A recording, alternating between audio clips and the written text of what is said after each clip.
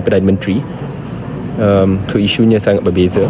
Cuma saya dimaklumkan bahawa tindakan reman telah pun diambil. Maksudnya orang tu berada di dalam lock up, dah masuk hari ke-5 ke hari ke-6, dan saya menegaskan bahawa sepatutnya ada pendakwaan yang dilakukan, kerana kita tak boleh mengambil isu pijak Al-Quran ni sebagai remeh-temeh. It's not something which is small. Bayangkan kalau ini melibatkan agama-agama lain, turut saya akan bersuara juga. It's wrong, it is unethical, it is immoral. Nak di negara seperti Malaysia, di mana rukun negara dan perlembagaan meletakkan kedudukan agama itu di tempat yang tinggi.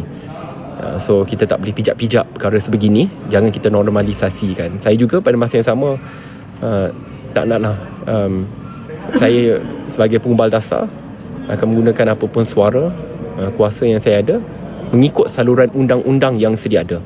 Sebab itu polis menangkap, polis reman, masuk lokap, siasat dan menghantar ketasiasatan kepada pihak pendakwa raya sebelum tindakan boleh diambil.